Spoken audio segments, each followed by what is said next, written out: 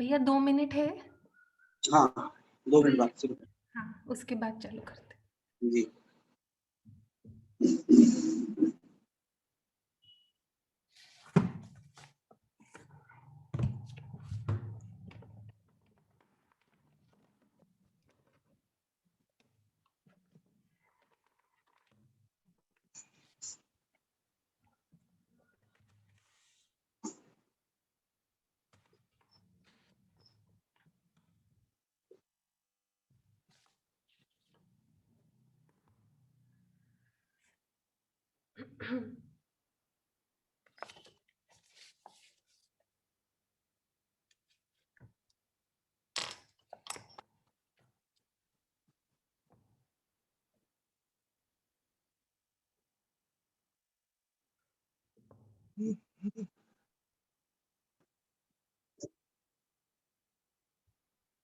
नमो अरिहन्ताणं, नमो सिद्धाणं, नमो आयरीयाणं, नमो उवच्छायाणं, नमो लोए सव्वसाहूनम। बोलिए पंच परमेष्टि भगवान की जय। देवाधिदेव 1008 श्री मुनि सुव्रतनाथ भगवान की जय। जय। आचार्य गुरुवर श्री विद्यासागर महामुनिराज की जय। पूज्य मुनि श्री निर्दोष सागर जी महाराज की जय। पूज्य निर्लोक सागर जी महाराज की जय। जय। हम 9 करोड़ महामुनिराजों की जय।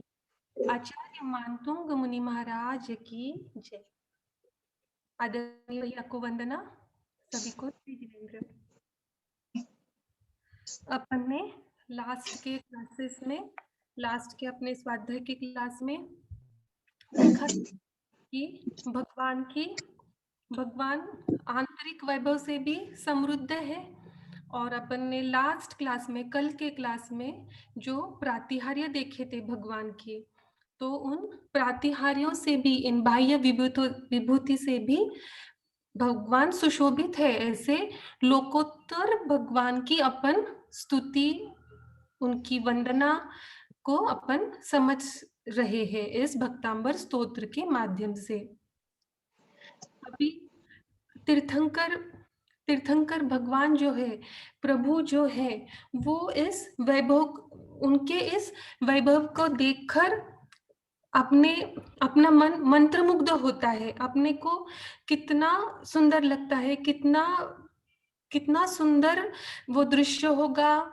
और भगवान ने कैसे इन गुणों को पाया, इस चीज को देखकर, उनके प्रातिहार्य के वैभव को देखकर, समूह शरण को देखकर, मतलब अपन ने अभी इस जन्म में साक्षात तो नहीं देखा, पर जो अपन जिनवानी में सुनते हैं, महाराज जियों के प्रवचन से या स्वाध्याय जिनवानी पढ़ते हैं, जब अपन पूजा करते तो उसमें अपन ने उसको पढ़कर जानकर अपना मन मंत्रमुग्ध हो जाता है। और अपने मन में अपन ने इस बात को विचार करना चाहिए कि भगवान इस ऊंचाई तक कैसे पहुंचे। इसे अपने को जानना चाहिए कि कैसे भगवान इस ऊंचाई तक पहुंचे, कैसे उन्होंने अपने आंतरिक वैभव को, अपने बाह्य वैभव को कैसे उन्होंने इस ऊंचाई तक लेके गए। इस बात को भी अपन को सोचना चाहिए। अपन जब तो तीर्थंकर भगवान को देखते हैं, या उनके, जब वो भगवान बने उसके पहले के जब अपन उनके 10 भव को देखते हैं, तो अपने को पता चलता है कि उनकी साधना लोकोत्तर हर भव में बढ़ती ही गई। वहां तभी तो वो तीर्थंकर बने, तभी तो वो इस ऊंचाई तक पहुंचे। और उन्होंने ऐसी उनकी साधना को बढ़ाया, उसमें कोई डाउनफॉल नहीं, कोई एक्सक्यूज नहीं। उन्होंने तो अपना आत्मिक विकास करना चाहा और वो सतत गतिशील रहे और बढ़ते गए। उसी प्रकार अपने को भी ऐसे ही गतिशील बनना है, गतिशील रहना है। भैया जी हमेशा अपने को कहते हैं चरे वेती, मतलब क्या, कीप मूविंग। अपन ने 2-3 सेशंस क्लास के पहले अपन ने देखा था सीडीएससी। तो सीडीएससी क्या था? Consistent, directed, self motivated efforts. तो इसी को तो लेके अपन अगर चलेंगे तो अपन भी अपने लक्ष्य को पा सकते हैं। इस सीडीएससी को अपन सबको अपना मूल मंत्र बनाना चाहिए, अपने जीवन का मंत्र बनाना चाहिए। अगर अपन इसको समझेंगे, इसको फॉलो करेंगे, तो अपने को अपने लक्ष्य तक पहुंचने के लिए, अपने गोल को अचीव करने के लिए, अपने एम को पहुंचने के लिए, अपने टारगेट को मिलाने के लिए कोई अपने को रोक नहीं सकता है। हमने अभी इस भक्तांबर की स्तुति को, इस महिमा को अपन ने इसमें समझा है। तो इसकी आचार्य मानतुंग महाराज की भक्ति को सुनकर अपन खुद को कृतार्थ महसूस कर रहे हैं कि कितना सुंदर भगवान ने इस ऊंचाई तक भगवान पहुंच गए। पर भगवान हमसे ये कह रहे हैं कि आप भी इस ऊंचाई तक पहुंच सकते हो, आप में भी वो क्षमता है। सुबह भी भैया जी ने क्लास में कहा था कि अपने में भी वो क्षमता है, पर देरी किस बात की है? सिर्फ इस बात की कि अपने को उसको प्रकट करना है, अपने को उसे पहचानना है और अपने को उसके लिए पुरुषार्थ करना है। पुरुषार्थ अपना हमेशा सीडीएसई होगा तो अपने को अपने मुकाम तक पहुंचने के लिए कोई रोक नहीं सकता है। अभी अपन अगला छंद देखते हैं 31 नंबर का। अपन ने लास्ट क्लास में प्रातिहार्य देखे थे। प्रातिहार्य का मतलब क्या था कि जो तीर्थंकर भगवान की महिमा का बोध कराते हैं, तीर्थंकर भगवान की महिमा के जो बोध चिन्ह है, ऐसे 8 प्रातिहार्य अपने को देखने हैं। अपन ने लास्ट क्लास में 3 प्रातिहार्य को देखा था। कौन से थे वो? अशोक वृक्ष, दूसरा था रत्नजड़ित सिंहासन और तीसरा था चवर। अभी हम देखते हैं छत्रत्रय को, छत्र इस प्रातिहार्य को। अपन पहले इसका उच्चारण करते हैं। छत्रत्रयं तव विभाति शशाङ्ककान्त, मुच्चैः स्थितं स्थगितभानुकर प्रतापम्, मुक्ताफलप्रकरजालविवृतशोभम्, प्रख्यापयात्रि जगतः परमेश्वरत्वम्। पुनः देखते हैं। छत्रत्रयं तव विभाति शशाङ्ककान्त, मुच्चैः स्थितं स्थगितभानुकर प्रतापम्, मुक्ताफलप्रकरजालविवृतशोभम्, प्रख्यापयात्रि जगतः परमेश्वरत्वम्। अभी इसमें अपन शब्दार्थ को देखते हैं।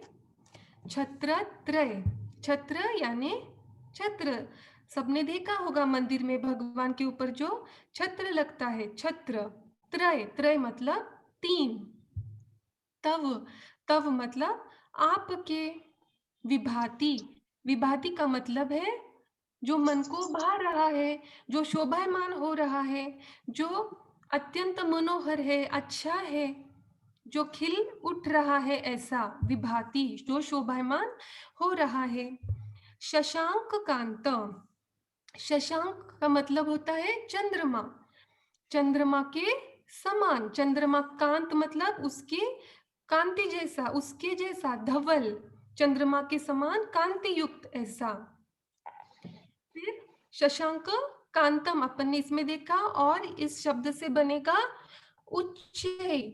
उच्चय का अर्थ है जो शीर्ष पर, जो अग्रभाग पर लगा है, शीर्ष पर, मुच्चय, उच्चय।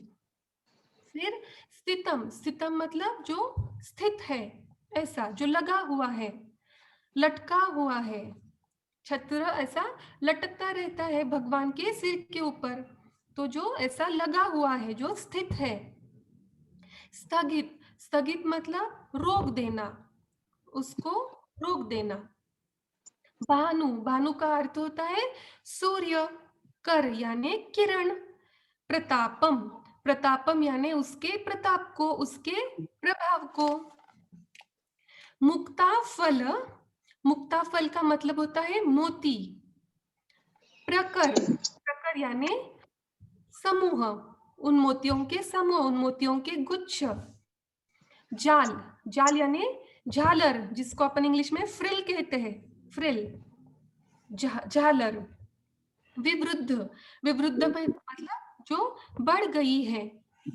शोभम, शोभम का मतलब है जो शोभा, शोभा, शोभम यानी शोभा। प्रख्यापयत, प्रख्यापयत का अर्थ होता है जो प्रख्यात है, जो इस बात को बताता है, जो दर्शाता है, ऐसा प्रख्यात। त्रिजगत, त्रिजगत, जगत यानी लोक, त्रि यानी तीन, तीन लोकों को। परमेश्वरत्वम यानी परमेश्वर पना को, परमेश्वर पने को। इसमें आचार्य मांतु महाराज कहते हैं कि हे भगवान, आपके मस्तक पर, आपके मस्तक पर जो छत्र अवस्थित है, आपके मस्तक पर जो ये तीन छत्र अवस्थित है, वो कैसे है? वो चंद्रमा के समान, चंद्रमा के समान कांति वाले हैं और सूर्य के प्रकाश को, भानुकर प्रतापम, सूर्य के प्रकाश को, सूर्य के किरणों को स्थगित, प्रतिहत करने वाला है, उसको रोक देने वाला है, उसके ताप को, सूर्य के ताप को रोकने वाला ऐसा ये छत्रत्र है जो आपके शीर्ष भाग पर अवस्थित है। और कैसा है? तो तीसरे चौथे चरण में कहते हैं मुक्ताफल यानी मोतियों के लड़ियों से जिसकी झालर बनी है, जिसकी मोतियों के लड़ियों से जिसकी झालर बनी है, और उस झालर से जिसकी शोभा, जिस छत्र की शोभा और बढ़ गई है। ऐसे ये तीन छत्र क्या दर्शाते हैं कि भगवान आप तीन लोक में ऐसे परमेश्वर पने को, परमेश्वरत्वम, ऐसे परमेश्वर पने को प्रकट करते प्राप्त हुए हैं, और उसको प्रकट करता हुआ ये छत्र अत्यंत शोभायमान हो रहा है। ऐसा भगवान, ऐसा आचार्य मांतुंग महाराज यहाँ कह रहे हैं। पुनः एक बार देखते हैं अर्थ को। इसमें आचार्य मांतुंग महाराज कहते हैं, हे भगवान, आपके मस्तक पर अवस्थित जो ये छत्र है, जो ये तीन छत्र लगे हुए हैं, जो ये छत्र तो एक ही होता है पर उसमें ऐसे तीन, मैं आपको डिटेल्स में बोलती हूँ छत्र कैसा होता है।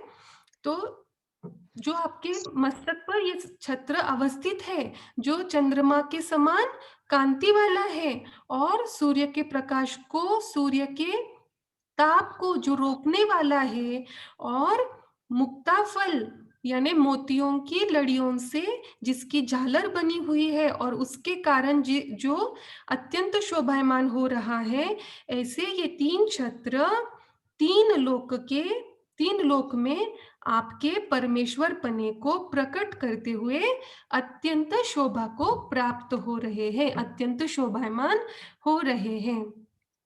छत्र कैसा होता है? छत्र तीन होते हैं। छत्र अपने नाक जैसा, मतलब अपने को याद रखने के लिए सोचो, आप अपने नाक को देखो कैसा होता है, नीचे फैला हुआ और ऊपर छोटा छोटा होता है, नीचे फैला हुआ होता है, ऐसे छत्र होते हैं। नीचे का बड़ा, फिर उससे थोड़ा छोटा बीच में, और सबसे छोटा ऊपर। छत्र इस प्रकार से भगवान के ऊपर लगाए जाते हैं। इसको क्या कहते हैं? नासिकोतारी, इस शब्द को कहते हैं नासिकोतारी, मतलब नाक के जैसा, जिस ऑर्डर में वो लगता है, नीचे सबसे बड़ा, उसके ऊपर थोड़ा सा छोटा और सबसे छोटा ऊपर, ऐसा छत्र लगता है। छत्र कौन से कलर का है? अपन ने इस छंद में देखा, शशांक कांत यानी धवल, यानी जो सफेद कलर का है। तो आप सोचोगे कि अपन तो भगवान में सोने के छत्र देखते हैं, तो फिर कौन सा सही है? तो अपन तो अपने जो भाव होते हैं, अपने अपना भाव होता है कि अपन भगवान के चरणों में बेस्ट चीज को चढ़ाए। तो स्वर्ण को बेस्ट माना जाता है, स्वर्ण को, चांदी को तो लोग स्वर्ण के चढ़ाते हैं। पर महाराज जी के प्रवचन में एक बार सुना था, महाराज जी कह रहे थे, मैंने बहुत सारे शास्त्रों में देखा छत्र तो सफेद सफेद वर्ण का ही मिलता है। तो आपकी ऐसी भावना हो तो फिर आप सफेद सोने का छत्र चढ़ाए, यानी प्लैटिनम का छत्र चढ़ाए। ऐसे महाराज जी का भाव था। छत्र कैसा होना चाहिए? भगवान के, भगवान का जो मुख होता है, भगवान का जो सिर होता है, उसके नाक के आगे थोड़ा हो, फिर पीछे भाग से भी थोड़ा सा पीछे हो, कान से भी थोड़े साइड में हो, ऐसा उनके सिर को कवर करता हुआ ऐसा छत्र होना चाहिए। नहीं तो बहुत छोटे छोटे भी लगा देते हैं या बहुत सारे लगा देते, ऐसे नहीं। छत्र एक ही लगता है, जिसमें 3 रहते हैं छत्रत्रय, पर लगता एक है। और ऐसा होना चाहिए जो भगवान के सिर के हिसाब से हो, ना ज्यादा बड़ा ना ज्यादा छोटा, भगवान का सिर ढक जाए ऐसा छत्र हो। अभी अपन आगे के छंद को देखते हैं। आगे के छंद में अभी 5वां प्रातिहार्य आएगा। अपन ने अब तक 4 प्रातिहार्य देखे। अशोक वृक्ष, फिर था रत्नजड़ित सिंहासन, तीसरा था चवर, चौथा अभी अपन ने देखा छत्रत्रय, और अपन 5वां देखेंगे जो है दुंदुभी प्रातिहार्य। आकाश में जो देवगण विचरण करते हैं, वो देव इस दुंदुभी नाद को करते हैं।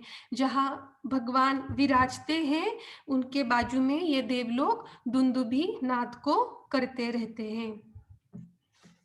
अभी अपन इस छंद को देखते हैं। उच्चारण 32। गंभीरतार तव पूरित दिग्विभाग, त्रैलोक्य लोक शुभ संगम भूति दक्ष, सद्धर्मराज जय घोषण घोषकासन, खेदुन्दुभिर्ध्वनति ते यशसः प्रवादी। पुनः एक बार देखते हैं। गंभीरतार रव पूरित दिग्विभागस्,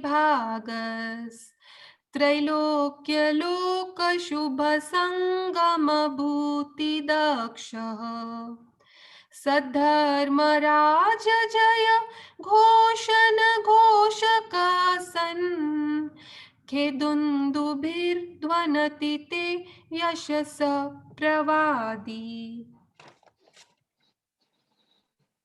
अभी अपन इसके शब्दार्थ को देखते हैं। गंभीर, गंभीर यानी गुढ़, गंभीर। तार रव, तार रव का अर्थ होता है मधुर ध्वनि, उच्च उदात, ऐसे मधुर ध्वनि से। पूरित, पूरित मतलब परिपूर्ण। दिग विभाग, दिग विभाग यानी दिग यानी दिशा, 10 दिशा में। आगे है त्रैलोक्य, त्रैलोक्य मतलब अभी आप सब लोग समझ चुके हैं। त्रैलोक्य, लोक यानी लोक, त्रय यानी 3, 3 लोकों के। लोक, आगे और एक शब्द है लोक, लोक यानी इस 3 लोक में रहने वाले जो लोक है, लोक या जो जीव है या जो प्राणी है या जो जीव इसमें यहाँ निवास करते हैं, ऐसे इसको समझना। शुभ संगम, शुभ संगम यानी शुभ यानी अच्छा, सत, सम्यक, ऐसा शुभ जो अच्छा है, और संगम यानी सम्मेलन या समागम, ऐसा अच्छा समागम। फिर भूति, भूति यानी विभूति को, उनके वैभव को। दक्ष, दक्ष यानी जो समर्थ है, जो उसमें प्रवीण है, दक्ष। सद्धर्मराज, सद्धर्मराज का बनेगा सत प्लस धर्म प्लस राज, सत अपन ने देखा, शुभ सत, राज। सत अपन सबने आपने सुना होगा कि अपने धर्म को भी कहते हैं समीचीन धर्म।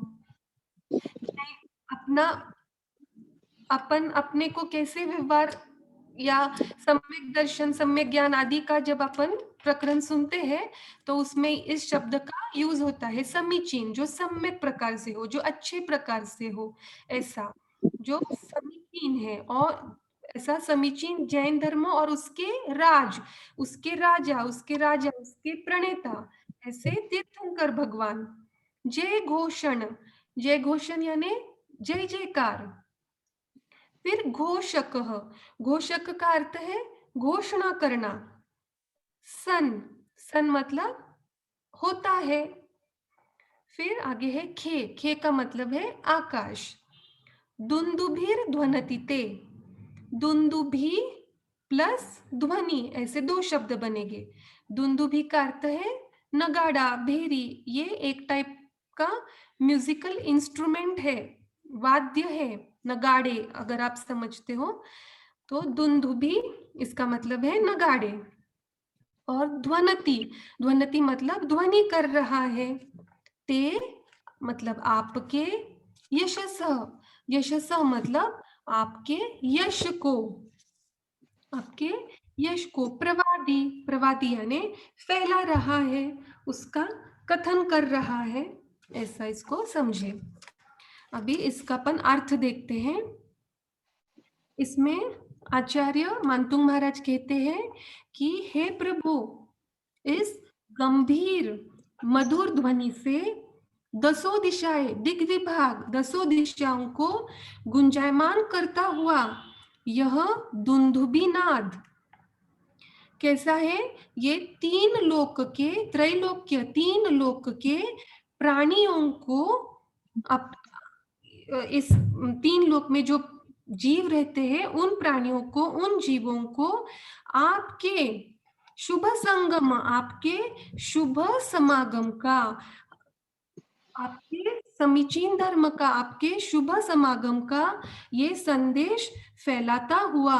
और कैसे आगे लिखते हैं, जय घोषण यानी जय जयकार करता हुआ ये लोक में आपके यशसह, यशसह प्रवादी, आपके यश को फैलाते हुए बज रहा है। क्या बज रहा है? दुंदुभी, ये दुंदुभी का नाद हो रहा है। पुनः देखते हैं इसमें आचार्य मानतु महाराज कह रहे हैं कि प्रभु आपकी जो ये गंभीर मधुर ध्वनि है, इससे दशों दिशाएं गुंजायमान हो रही है। और गुंजायमान होते करते करते हुए यह जो दुंदुभी नाद है, ये तीन लोकों के प्राणियों का आपके शुभ समागम का संदेश फैलाता हुआ, आपकी जय जयकार करता हुआ ये तीन लोक में आपके यश को फैला रहा है। दुंदुभी नाद कर रहा, दुंदुभी नाद से ये समझना है, दुंदुभी से अपने को ये समझना है यहाँ पे दुंदुभी प्रातिहार्य। अभी अपन ने इसमें 5 प्रातिहार्य अब तक देखे। अभी दुंदुभी नाद जो चलता है, आप लोग इसको आपकी भाषा में कहना भाषा में बोलना है तो दुंदुभी को आप एक बैकग्राउंड म्यूजिक की तरह इसको समझ सकते हैं। तो जब भगवान की दिव्य ध्वनि खिलती है तभी भी क्या ये नगाड़े, ये दुंदुभी बजती रहती है? हाँ, ये बजती रहती है। तो फिर क्या डिस्टरबेंस क्रिएट नहीं करती पीछे के बैकग्राउंड आवाज के कारण? भगवान की जो वाणी खिल रही है उसमें डिस्टरबेंस नहीं होता? तो नहीं होता है। ये बहुत मधुर, ऐसा एक अलग रिदम में बजता है। और इसको इसकी जो ध्वनि निकलती वो इतनी मधुर है, उसको अपन सुनते हैं तो अपन भी उसमें लीन हो जाते हैं। वो अपने को आत्मलीन करने में सहायक बनती है, वो कोई डिस्टरबेंस क्रिएट नहीं करती है। ऐसा इसको समझना। अभी अपन देखते हैं आगे का छंद।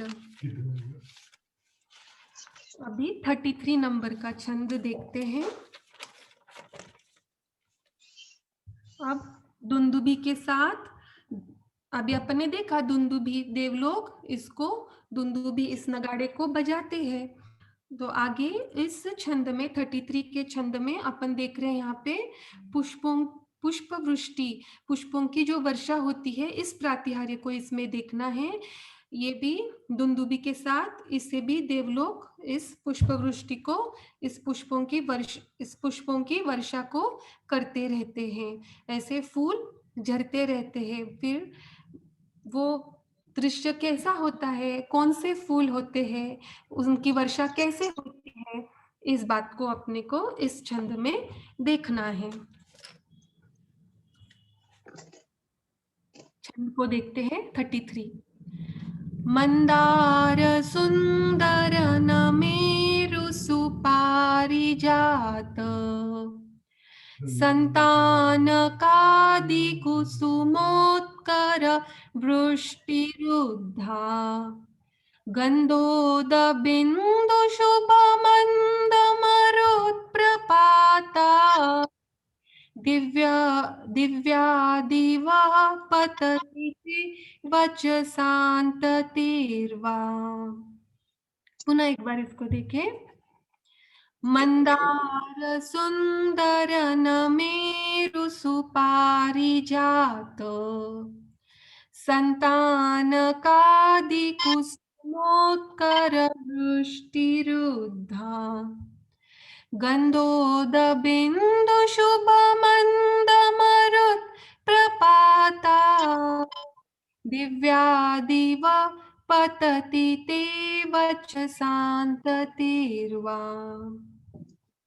अभी भगवान आपके ऊपर जो आकाश से पुष्पों की वर्षा हो रही है, वो कौन से पुष्प है, वो पुष्प कैसे है, कैसी ये वर्षा हो रही है, इसको इसमें अपन देखते हैं। पहले देखते हैं शब्दार्थ को। देखो, ये मंदार, सुंदर, नमेरु, पारिजात और संतान, ये पुष्पों के नाम हैं। ये दिव्य पुष्प कहलाते हैं। फिर सेकेंड चरण में आप देखो कुसुमोत्कर। कुसुमोत्कर का अर्थ होता है फूलों के गुच्छ, बंच, गुच्छ। फिर वृष्टिरुद्धा, वृष्टिरुद्धा, भैया कुछ कह रहे हो? नहीं। फिर वृष्टिरुद्धा, इसमें बनेगा वृष्टि प्लस उद्धा। वृष्टि का मतलब है वर्षा और उद्धा मतलब ऊर्ध्वमुखी। ये पुष्पों की वृष्टि कैसे होती है? ऊर्ध्वमुखी, मतलब सीधे ऐसे। उसके स्टेम्स, फ्लावर्स की जो स्टेम्स रहती है वो नीचे की तरफ ऐसे ऊर्ध्वमुखी। फिर आगे तीसरे चरण में गंधोद। गंधोद मतलब जो सुगंधी गंध है, ऐसा गंध, प्लस गंध प्लस उद, गंधोद। गंध तो गंध यानी सुगंधी और उद यानी जल, उददी अपन ने देखा था, उद यानी जल। फिर बिंदु, बिंदु यानी बूंद। शुभ, शुभ यानी जो अच्छे है, जो सुखकारी है, जो शुभ है, ऐसे। मंद, मंद यानी धीमी। मरुत प्रपाता, मरुत प्लस प्रपाता। मरुत का अर्थ होता है हवा और प्रपाता यानी उसका गिरना, उसका बहना। फिर दिव्या, दिव्या, दिवह, दिव्या, दिव्या का अर्थ होता है जो दिव्य है, भव्य है, ऐसा मनोहर, दिव्य। फिर दिवह, दिवह यानी आकाश से। कहां से हो रही पुष्पवृष्टि? आकाश से, दिव्य। फिर पतति ते, फिर पतति, पतति यानी गिरती है, ते यानी आपके, वचसाम, वचसाम यानी आपके वचन, आपके वचनों का। और ततिर्वा, ततिर्वा इसमें बनेगा तति प्लस वा, ततिर, तति प्लस वा।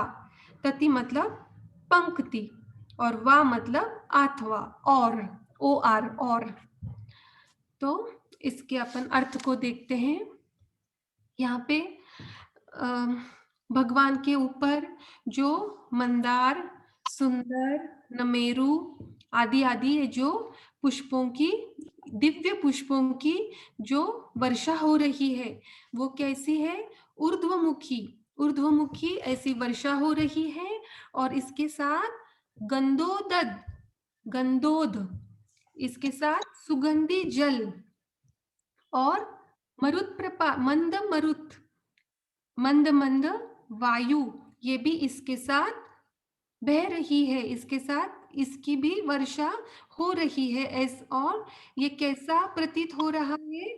तो मानो ये ऐसा लगता है भगवान कि आपने, आपके वचनों की पंक्ति ही हो, ये आपके वचनों की पंक्ति ही झर रही हो, ऐसे ये पुष्पों की वृष्टि ऐसे दिखती है। ऐसे आचार्य मानतुंग महाराज ने इसमें भगवान की स्तुति की है। अभी इसमें आप पूछोगे कि ये जो मंदार, सुंदर, नमेरु, ये जो पुष्प बताए हैं, तो इनको अपनी भाषा में क्या कहते हैं? तो मुझे तो सिर्फ मंदार और पारिजात ये ही पता थे। भैया जी बोलेंगे अपने को बाद में। तो मंदार का जो वो आंकड़े के जो पुष्प आते हैं वो मंदार पुष्प होते हैं। और पारिजात यानी हर सिंगार के जो आते हैं, जिनको अपन जैस्मिन कहते हैं इंग्लिश में, तो वो पुष्प ये दो कहलाते हैं। बाकी के भैया जी अपने को समझाएंगे। इसमें अपन ने देखा कि ये जो पुष्पों की वर्षा हो रही है, पुष्प वृष्टि हो रही है, वो कैसी हो रही है? ऊर्ध्वमुखी, यानी उसके डंठल नीचे की तरफ है, ऐसे वो पुष्पों की वृष्टि हो रही है। और आचार्य मानतुंग महाराज कहते हैं वो कैसे प्रतीत हो रही है कि हे भगवान, ऐसे लग रहा है जैसे आपके वचनों की पंक्ति ही झर रही है, और इसके साथ मंद मंद सुगंधित हवा और सुगंधित जल, इसकी भी वृष्टि हो रही है। इसमें फूल ऊर्ध्वमुखी है, तो इससे अपन ये भी समझ सकते हैं, अगर अपने को भी ऊर्ध्वमुखी बनना है, अपने को भी ऐसे भगवान जैसे बनना है, ऐसे ऊंचाई को अगर अपन भी प्राप्त करना चाहते हैं, तो क्यों नहीं होगा? अपन ने इस स्तुति में इतने दिन से अपन देख रहे हैं, इसमें आचार्य मानतुंग महाराज कह रहे हैं कि जो भी भगवान की शरण में आएगा उसका तो उद्धार होगा ही। ऐसा हो ही नहीं सकता कि भगवान के चरण शरण में आए और आपका उद्धार नहीं हुआ। जो भी आएगा उसका उद्धार हो ही जाएगा, उसका जीवन ऊर्ध्वमुखी बनेगा ही। ऐसा इस बात को अपन समझे। फिर अभी आगे छंद देखते हैं 34 नंबर का, इसका उच्चारण देखते हैं। शुंभ प्रभावलय भूरि विभोस्ते लोकत्रये द्युतिमतां द्युतिमाक्षिपन्ति प्रोद्यद्दिवाकर निरन्तर भूरि संख्या दीप्त्या जयत्यपि निशामपि सोम सौम्याम्। पुनः एक बार देखिए। शुंभ प्रभा वलय भूरि विभोस्ते लोकत्रये द्युतिमतां द्युतिमाक्षिपन्ति प्रोद्यद्दिवाकर निरन्तर भूरि संख्या दीप्त्या जयत्यपि निशामपि सोम सौम्याम्। अभी इसमें भामंडल प्रातिहार्य को अपने को देखना है। इसमें भामंडल प्रातिहार्य का वर्णन आता है। अभी अपना 7वां प्रातिहार्य अपन देख रहे हैं। प्रातिहार्य 8 होते हैं। अभी सेकेंड लास्ट भामंडल। भामंडल यानी आभामंडल, इंग्लिश में कहे तो ऑरा, EURA, ऑरा। भामंड आभा, आभा जो होती है आभा मंडल, उस मतलब सिंपल लैंग्वेज में उसको समझना चाहे तो जो अपने शरीर से जो एक एनर्जी के रेज निकलते हैं, जो ऊर्जा के किरण निकलते हैं, उसको कहते हैं आभा मंडल। तो इस छंद में अपन इस भामंडल प्रातिहार्य को समझते हैं। पहले इसके शब्दार्थ को देखते हैं। शुंभत, शुंभत यानी शुंभत प्रभा, शुंभत प्लस प्रभा। शुंभत का मतलब होता है जो दैदीप्यमान है, जो शोभायमान है, ऐसा। प्रभा, प्रभा यानी कांति, उसकी आभा। फिर आगे है वलय, वलय यानी जो मंडल है, जो घेरा है, वलय। फिर भूरी, भूरी यानी अधिक मात्रा में, अत्यधिक। फिर विभा, विभा यानी कांति, शाइन। विभोस्ते, विभोस्ते से बनेगा विभ प्लस ते। विभो मतलब ये भगवान है प्रभु, और ते का मतलब तुम्हारे, आपके। ते से मत आपके नहीं, तुम्हारे ही समझना, ते, विभोस्ते। फिर लोकत्रय, लोकत्रय यानी 3 लोकों के। द्युतिमताम, द्युतिमताम यानी जो ऐसे और चमकीले पदार्थ है, दीप्तिमान पदार्थ है, ऐसे। द्युतिमाक्षिपंती, इसमें बनेगा द्युतिम प्लस आक्षिपंती, द्युतिम प्लस आक्षिपंती। द्युतिम का अर्थ होता है कांति, शाइन, और आक्षिपंती यानी जो उसको लज्जित करती हुई। फिर प्रोद्यत दिवाकर, इसमें बनेगा प्रोद्यत प्लस दिवाकर। दिवाकर का मतलब है सूर्य, और प्रोद्यत मतलब अच्छे रूप से, प्रकृष्ट रूप से, सूर्य। दिवाकर का मतलब सूर्य। फिर निरंतर, निरंतर मतलब एक साथ, लगातार। फिर भूरी, भूरी का मतलब अपन ने देखा पहले चरण में, भूरी, शुंभत प्रभा वलय भूरी, भूरी यानी अधिक मात्रा में, अत्यधिक। फिर भूरी संख्या, संख्या यानी काउंटिंग, एक नंबर, संख्या।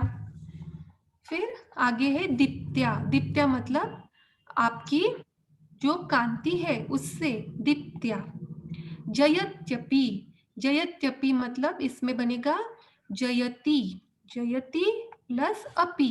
जयति मतलब जो जीतती है, ऐसी, जयति। और अपि का अर्थ है भी।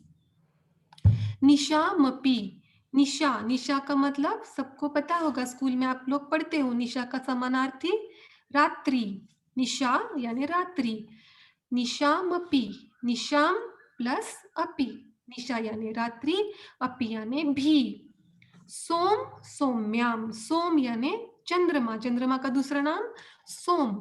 और सौम्याम, सौम्या मतलब जो माइल्ड है, जो एकदम शीतल है, जो शांत है, ऐसा सौम्य। तो इसके अपन ने अभी शब्दार्थ को देखा, अभी इसके अर्थ को समझते हैं। 34 नंबर, यहाँ पे आचार्य मानतुंग महाराज कहते हैं कि विभोस्ते, हे भगवान, हे प्रभु, आपका जो दैदीप्यमान, कांतिमय जो आपका मंडल है, जो आपका आभा मंडल है, जो आपका ये घेरा है, उसका जो तेज प्रकाश है, वो कैसा है? वो लोकत्रय, वह 3 लोक के, द्युतिमताम, 3 लोक में जो भी चमकीले पदार्थ है, उनकी भी आभा को हरने वाला, ऐसा ये आपके शरीर का, ये आपका भामंडल है। और आगे कहते हैं कि अगर एक साथ भी अगर अनेक सूर्य अनेक दिवाकर, अनेक सूर्य एक साथ भी अगर अपन उनकी कांति को देखते हैं तो वो सूरज की कांति भी, सूरज का प्रकाश भी आपके भामंडल के आगे निस्तेज है। आपका भामंडल का प्रकाश उस अनेक सूर्यों की कांति को भी, अनेक सूर्य की किरणों को, उनके उसके प्रकाश को भी निस्तेज कर देता है। ऐसा आपका दैदीप्यमान कांतिमय आपका भामंडल है। फिर आगे कहते हैं और कैसा, और ये अपन जब सूर्य को देखते हैं तो अपन उसको ज्यादा देख नहीं पाते, वो ग्लेरिंग होता है अपनी आईज को, अपन उसके ताप को सहन नहीं कर सकते। पर यहाँ पे आचार्य महाराज कहते हैं पर भगवान इतना तेज आपका भामंडल होते हुए भी वो कैसा है, सौम्य सौम्याम, चंद्रमा की तरह शीतल है, शांति देने वाला है, चंद्रमा के समान शीतल है। और ये जो चंद्रमा तो सिर्फ रात में अपनी शाइन दिखाता है, पर आपकी दीप्ति कैसी है, ये आपकी दीप्ति तो रात को भी रहती है, दिन में भी रहती है, हमेशा रहती है। ऐसे आपके भामंडल का दैदीप्यमान, ऐसा आपका भामंडल है। आपके इस दैदीप्यमान भामंडल की जो ये विशाल कांति है, ये कैसी है, रात को भी जीत रही है, ऐसा इसको समझना। पुनः एक बार इसके अर्थ को देखते हैं। इसमें आचार्य मानतुंग महाराज भामंडल प्रातिहार्य का वर्णन करते हैं। भामंडल प्रातिहार्य में इसमें आचार्य मानतुंग महाराज ने इस छंद में कहा है कि भगवान आपका जो दैदीप्यमान शरीर है, इसकी जो कांति है, इसका जो मंडल है, इसका जो घेरा है, इसका प्रकाश इतना तेज है हे भगवान, कि वह तीन लोक के सारे द्युतिमान, सारे चमकीले पदार्थों को भी आपके शरीर की जो ये कांति है, आपका जो ये भामंडल है, वो उसको भी हरता है। उसको हरते हुए वह एक साथ अगर मानो अनेक सूर्य भी उगते हैं तो उसको भी, उसके प्रकाश को भी निस्तेज कर देता है और अपनी दीप्ति से रात्रि को भी जीतता है। जयत्यपि, रात्रि को भी जीतता है। और कैसा है, सौम्य सौम्याम, चंद्रमा के समान सौम्य है और शीतलता देने वाला है। ऐसा इसको समझना। अभी अपने पास ज्यादा समय नहीं है, नहीं तो अगर आप लोग साइंस में या इसमें थोड़ा इसको साइंस के साथ मिलाने में आपकी इसमें रुचि हो तो आप लोगों को पता होगा, सबने सुना होगा ये ऑरा के बारे में, जो किरलॉन फोटोग्राफी आई है, एक रशियन साइंटिस्ट ने इसको इन्वेंट किया है। तो इसके बारे में आप लोग, अभी अपने पास समय नहीं है, आप लोग इसके बारे में गूगल कर लेना और समझ लेना इसको, किरलॉन फोटोग्राफी। इसमें भी ये आपके ऑरा का फोटो इस पे निकलता है और इससे समझते हैं कि व्यक्ति में, मतलब ये हीलिंग के लिए यूज करते हैं कि इसमें ऐसा समझा जाता है कि जो लोग पॉजिटिव रहते हैं, जो लोग शांत स्वभाव के रहते हैं, उन लोगों का ऑरा एकदम स्ट्रॉन्ग अच्छा होता है। और जो योगी लोग होते हैं, यानी अपने महाराज जी वगैरह, इन लोगों का तो ऑरा एकदम गोलाकार होता है, ये इसको अच्छा माना जाता है। और जो लोग ज्यादा चिड़चिड़े, आलसी, नेगेटिव बात करने वाले, ऐसे विचार के होते हैं, उन लोगों का ऑरा एकदम ऐसा स्कैटर्ड आता है और वो ऐसा निस्तेज रहता है। ऐसा इसमें अपन समझ सकते हैं।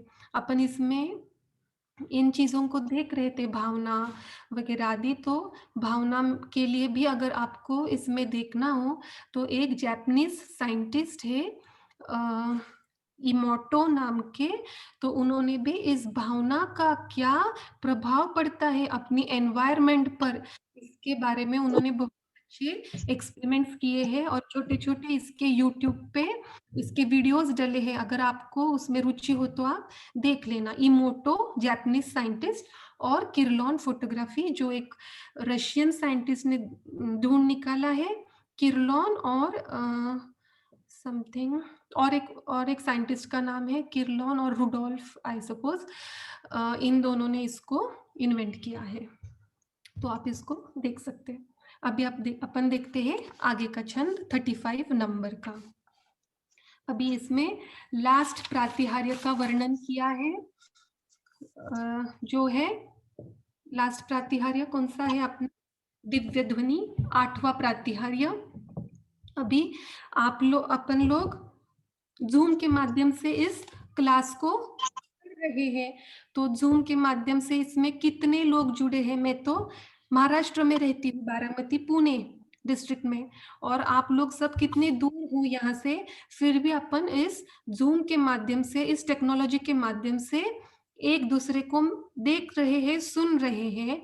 मैं यहाँ जो बोल रही हूँ वो तुरंत आपको वहाँ पे मतलब आपको सुनाई दे रहा है।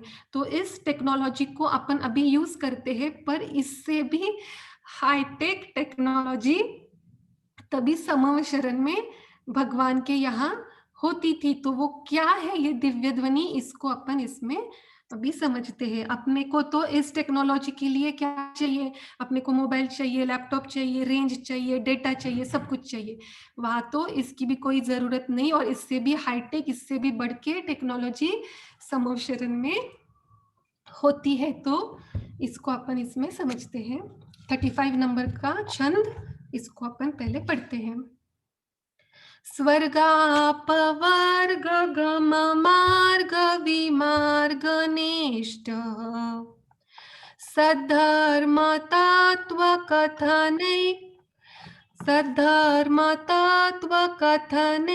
कपटु स्त्रीलोक्यः दिव्यध्वनिर्भवति ते विशदार्थ सर्व भाषा स्वभाव परिणाम गुणे प्रयोज्य। पुनः एक बार। स्वर्गापवर्ग गम मार्ग विमार्ग नेष्टः सद्धर्म तत्व कथने कपटु स्त्रीलोक्यः दिव्यध्वनिर्भवति ते विशदार्थ सर्व भाषा स्वभाव परिणाम गुण प्रयोज्य। अभी इस छंद के अपन शब्दार्थ को देखते हैं।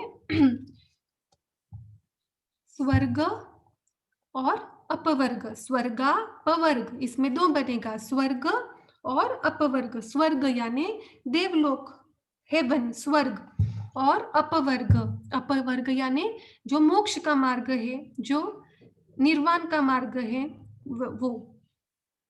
फिर गम मार्ग, गम मार्ग यानी जो गमन करने के लिए जो मार्ग है, जाने के लिए जो मार्ग है। विमार्ग नेष्ट, विमार्ग नेष्ट का मतलब है जो उसको बताने में सहायक है, ऐसा। फिर सद्धर्म, अपन ने लास्ट इसमें देखा था सद्धर्मराज, तो इसमें भी इसको ऐसे देखना, सद्धर्म यानी सत्य प्लस धर्म, सत्य यानी अच्छी प्रकार से, समीचीन प्रकार से, सम्यक प्रकार से, और धर्म यानी इस धर्म को, इस तत्व को, ऐसा। धर्म, धर्म तत्व, सद्धर्म और तत्व, इस धर्म को, इसके तत्व को। कथनेक, कथनेक मतलब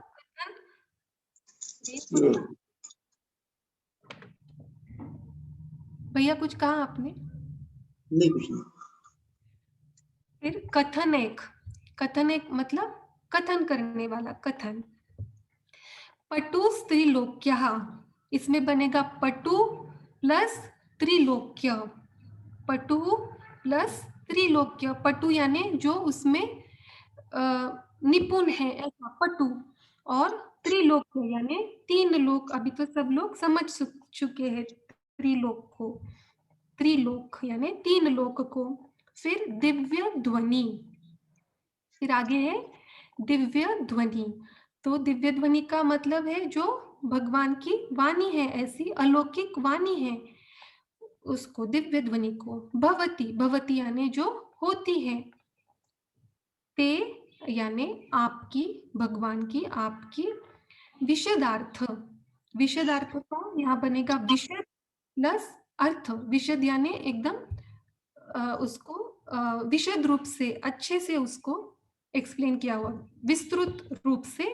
और अर्थ, अर्थ यानी पदार्थ, अर्थ,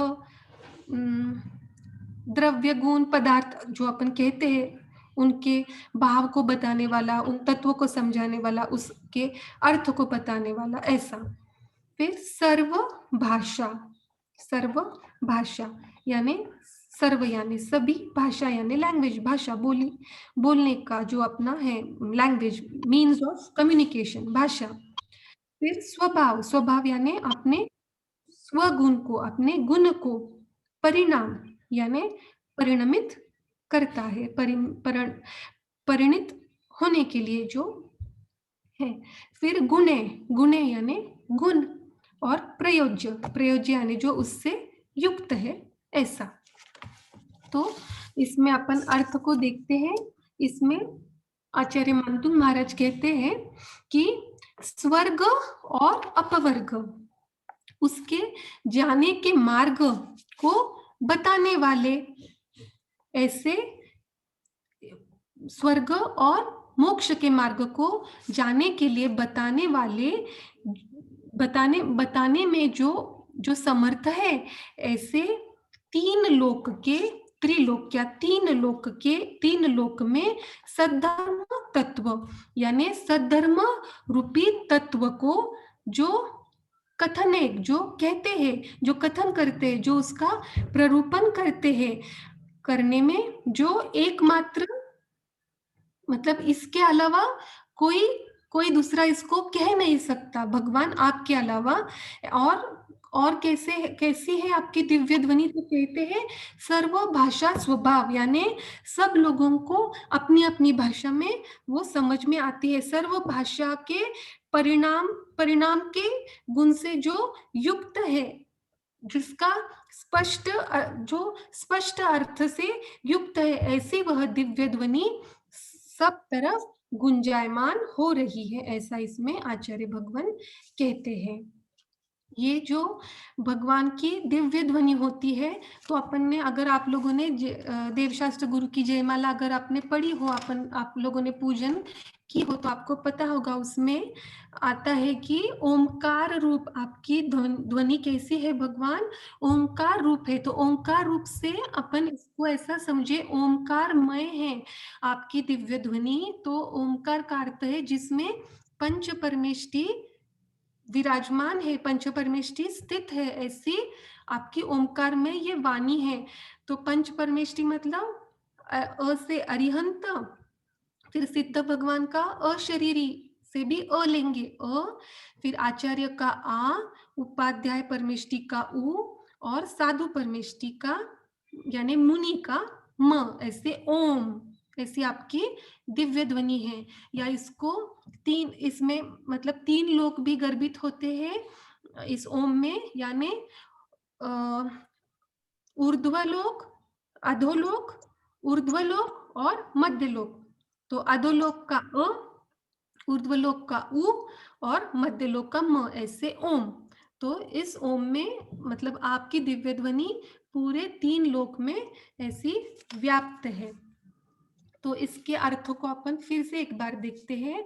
इसमें कहते हैं आचार्य भगवान कि स्वर्ग और अपवर्ग के इस मार्ग को स्वर्ग और अपवर्ग जाने के मार्ग को बताने में जो समर्थ है, और जो तीन लोक में सद्धर्म रूपी, समीचीन रूपी तत्व को कथने, प्ररूपण करने में, उसको कहने में जो एकमात्र है, इसके अलावा और कोई नहीं है। और कैसी है, सर्व भाषा स्वभाव, सर्व भाषा के परिणमन से, इस परिणमन के इस गुण से जो युक्त है, ऐसे स्पष्ट अर्थ से जो युक्त है, ऐसी भगवान आपकी दिव्य ध्वनि सर्व तरफ सब तरफ गुंजायमान हो रही है।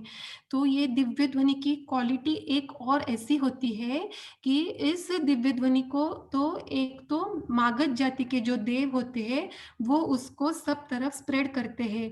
मतलब मागध जाति के देव इस दिव्य ध्वनि को 1 योजन तक उसको फैलाने में समर्थ होते हैं और ये दिव्य ध्वनि सब लोगों को, सब समूह शरण में तो सब लोग रहते हैं और उसमें तो प्राणी भी रहते हैं, पशु पक्षी भी रहते हैं, तो सब लोगों को, सब प्राणियों को अपनी अपनी भाषा में वो समझ में आती है। ऐसी इस वाणी का आश्चर्य है, ऐसे इस वाणी की महिमा है, ऐसा यहाँ पे आपको अपने को समझना चाहिए। फिर इसमें जयमाला में अगर आपने देखा होगा तो कहते हैं कि भगवान की वाणी में 18 महाभाषा और 700 लघु भाषा इसमें समाहित हैं। तो ये ऐसी भगवान की वाणी है, प्रत्येक को अपनी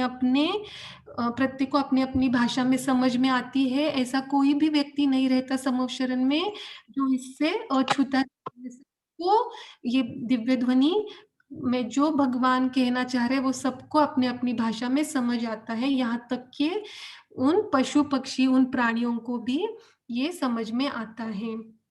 अभी इसको थोड़ा साइंस की दृष्टि में देखना चाहते तो आप लोगों को पता होगा अभी 40-50 इयर्स में भी बहुत सारा टेक्नोलॉजी का प्रोग्रेस हुआ है।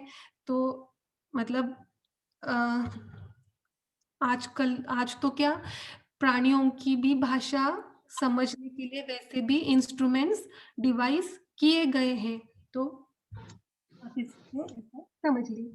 अभी अपन देखते हैं 36 नंबर का छंद। यहाँ पे अभी तो प्रातिहार्य का वर्णन कंप्लीट हो गया, 8 प्रातिहार्य अपन ने अभी तक देखे। अभी 36 नंबर के छंद में यहाँ पे भगवान की महिमा का, यहाँ पे भगवान के अतिशय का वर्णन करते हैं। इसमें ये कमल बिछने का जो भगवान का श्री विहार होता है उसमें कैसे कमलों को देवगण बिछाते हैं, भगवान जहाँ जहाँ चरण रखते हैं तो वहाँ पे कैसे कमलों की रचना होती है, ये इस बात को यहाँ पे अभी बताते हैं।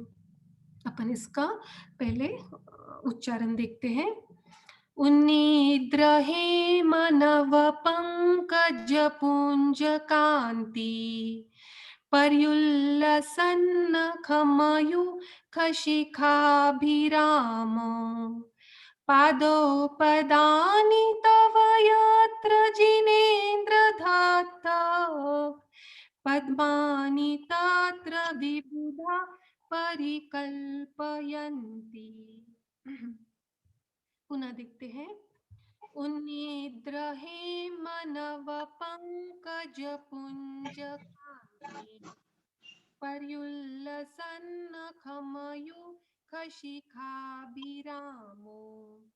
पादौ पदानि तव यत्र जिनेन्द्र दत्ता पद्मानि तत्र विबुधा परिकल्पयन्ति।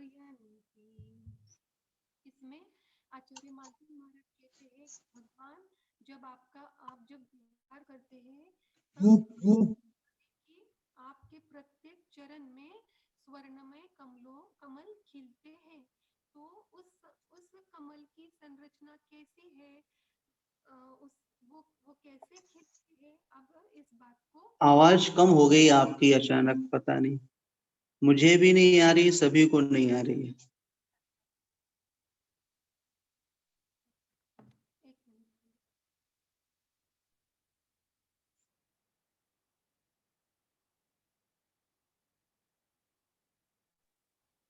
भैया अभी आ रही है?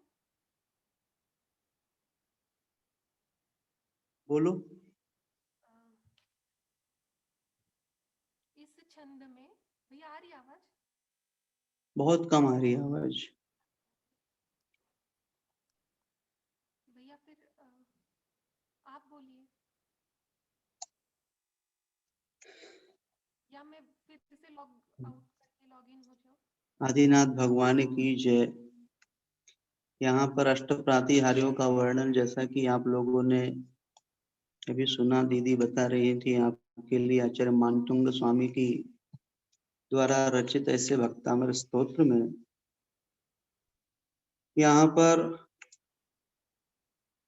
33वें नंबर के छंद में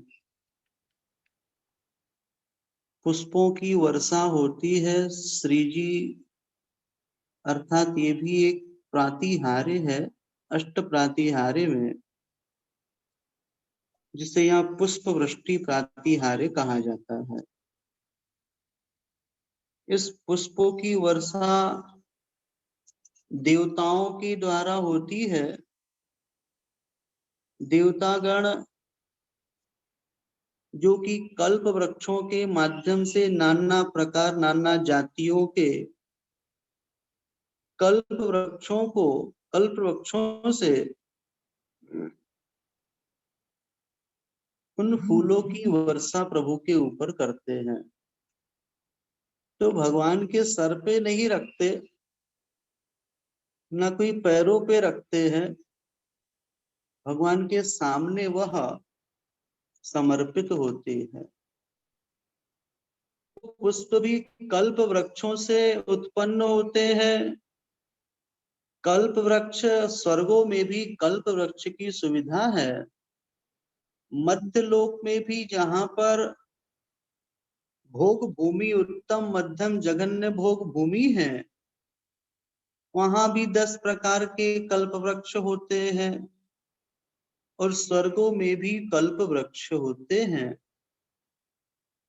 ऐसे दिव्येण पुष्पेण दिव्य पुष्पों के द्वारा वो प्रभु का नमन करते हैं।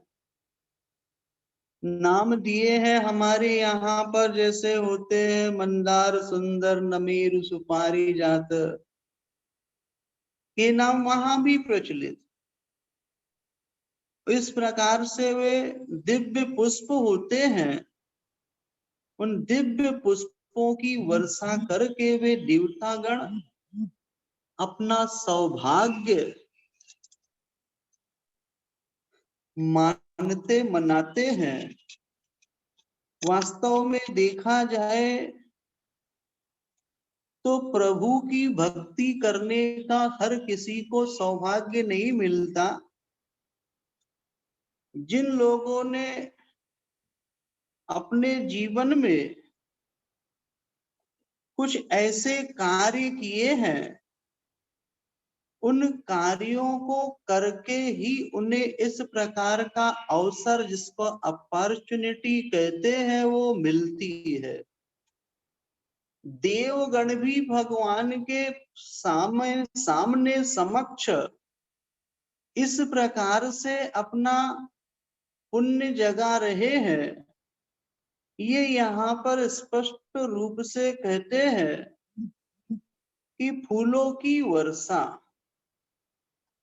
तो फूलों की वर्षा करना भी बहुत बड़े पुण्य का अवसर देवताओं को मिलता है। हम भी अपने स्वर्ग में कितने प्रकार के कल्प वृक्ष रहते हैं, वहां भी पानक आदि जो मिलते तत्संबंधी तो कल्प वृक्ष नहीं, लेकिन वहां पर है कल्प वृक्ष कितने प्रकार के, वो देख करके बताएंगे आपको।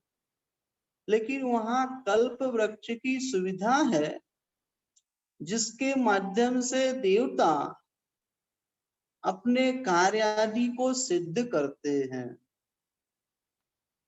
हमारी चर्चा यहाँ पर चल रही है भगवान के भक्ति करते समय इस प्रकार से अष्ट प्रातिहार्य के माध्यम से वे देवता गण भी लाभान्वित हो रहे हैं।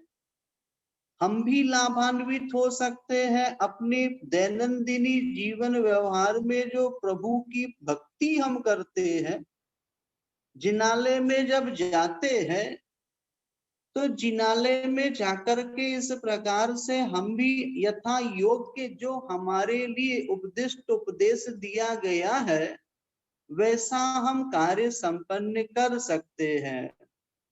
मंदिर में जाना, भगवान की भक्ति करना, ये हमारा कर्तव्य है। और जब तक इन कर्तव्यों को हम नहीं करते तब तक हम प्रभु के निकट नहीं आ सकते, ऐसा समझना। तो देवालय में जाने का भी अपना एक शिष्टाचार है। उन शिष्टाचार का पालन हम सभी लोगों को करना चाहिए। विशेष बच्चों को ध्यान रखना चाहिए कि यदि आप मंदिर में गए हुए हैं तो जोर जोर से आपको चिल्लाना, चिल्लाकर पूजा पाठ कोई बोलना, बहुत से बच्चों की आदत होती है कि मंदिर में एक प्रकार की आवाज गूंजती है, और बच्चे तो बच्चे होते हैं, उनका काम होता है बस कहीं कोई ऐसा उनको अवसर मिल जाए, उस अवसर के मिलने पर वे वहीं पर ही अपनी नटखट आदतों को वहां पर शुरू कर देते हैं। चिल्लाना हो, मंदिर में हो हल्ला शुरू हो गया। हाँ? अब वहां कोई माला फेर रहा है, कोई स्वाध्याय कर रहा, कोई पूजा कर रहा है, तो ऐसे समय हमको ध्यान देना चाहिए। ये हमारे द्वारा की जाने वाली क्रिया जो है, इसको शिष्टाचार्य सभ्यता का प्रतीक नहीं मानी जाती। असभ्य जन इस प्रकार का कार्य करते हैं। भगवान से, भगवान की भक्ति करने जाने वाला प्रत्येक वह पुजारी, बड़े भी बहुत बोलते हैं, हाँ बोलते हैं, सभी छोटे बच्चे बड़े बच्चे सब लोग बोलते हैं हम बच्चे ही तो हैं भगवान के सामने, नहीं है क्या, है बच्चे। तो हमें भी अपनी वाणी का संयम कहाँ, क्या, कब, कैसे, किस प्रकार से करना है, इसका हमको शिष्टाचार आना चाहिए। तभी जाकर के हम जेंटलमैन बन सकते हैं, अन्यथा हमारे लिए लोग मेंटल मैन बोले तो फिर कोई आश्चर्य की बात नहीं भैया, ये तो मेंटल हो गया। मतलब आप जानते हैं इसका अर्थ क्या होता है ना। तो मंदिर में कुछ ऐसी बातों का हमें विशेष ध्यान रखना। चमड़े आदि अपवित्र वस्तुओं के साथ कभी देवालय में प्रवेश नहीं करना। चप्पल जूते मंदिर के ठीक सामने दरवाजे के नहीं रखना, रास्ते में नहीं उतारना।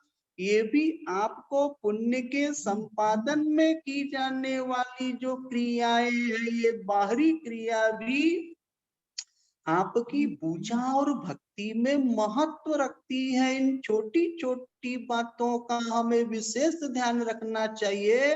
नहीं तो बहुत से बच्चे ऐसे होते हैं कि वे बच्चे चप्पल तो लाते और फेंक देते उठा करके कहीं यहाँ वहां, क्योंकि मस्ती में उनको बड़ा आनंद आता है। मंदिर गए तो उनके लिए और भी कई प्रकार के दूसरे उनको उपद्रव करने के लिए साधन मिल जाते। अपने यहाँ पानी रखा, लोटा रखा, तो पैर धोना तो दूर की बात, हाथ मार करके उसको गिरा दिया। नटखट होते, ये नटखट पन्ना जो है ऐसे देवालय जिन्नालय में नहीं चलता। झूठे मुंह नहीं जानना अपने को, ये भी ध्यान रखना चाहिए, क्योंकि भगवान उन्हीं पर प्रसन्न होते हैं जिनका मुख शुद्ध होता है। इसलिए उनका आशीर्वाद यदि लेना तो कभी झूठे मुंह नहीं जानना। साथ में पैर धो करके मंदिर में प्रवेश करना। इष्ट देव की जो मूर्ति है, जो मूल नायक है, अथवा वेदी के ठीक सामने खड़े होकर के दर्शन नहीं करना, अपितु तिरछे कोने से दर्शन करना, ये भी एक शिष्टाचार की कोटि में आता है। हमें इन सब बातों का ध्यान रखना चाहिए। पान सुपारी खाए हुए आदि आदि ऐसे बिना मुंह साफ किए मंदिर में प्रवेश नहीं करना। अनावश्यक गृहस्थी संबंधी कोई भी चर्चाओं को वहां पर नहीं करना, अन्यथा हमारे लिए कर्म का आश्रय होता है। मोजा पहन करके सीधे मंदिर में घुस जाते हैं लोग दर्शन करने के लिए। अब मोजा बोलते तो मोजा, हम मोजा नहीं, हम तो उसको जूता कहते हैं, क्योंकि वो जूते की संगति में रह करके क्या हुआ, वो जूते की संगति में रह करके वो मोजा जूता बन गया। तो इस प्रकार से हमें देखना चाहिए, ऐसा अपने को ध्यान रखना चाहिए। समय अपना हो गया है। इस प्रकार से दीदी का वहां से नेटवर्क की कुछ गड़बड़ी थी, इसलिए बोलना पड़ा। आप सभी लोग बच्चे आदि इनका हम पालन करते तो प्रभु हम पर अवश्य ही प्रसन्न होते हैं। ऐसी भक्ति हमें मंदिर में शिष्टाचार के साथ करनी चाहिए, इसका हम ध्यान रखेंगे। जिनवाणी स्तुति करते हैं।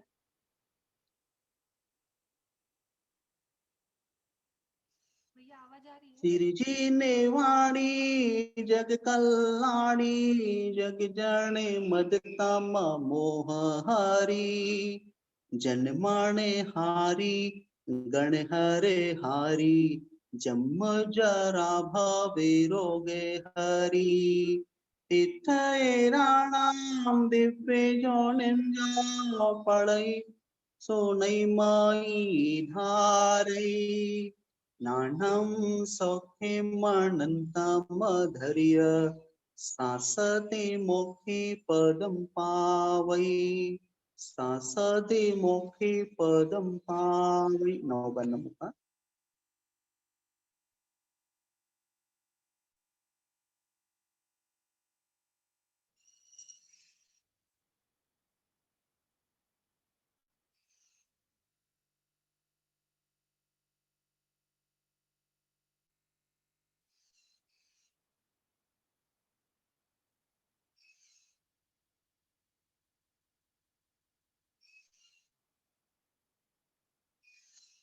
द्वादशांग जिनवाणी माता की जय। सभी को जय जिनेन्द्र। शुभ दिवस।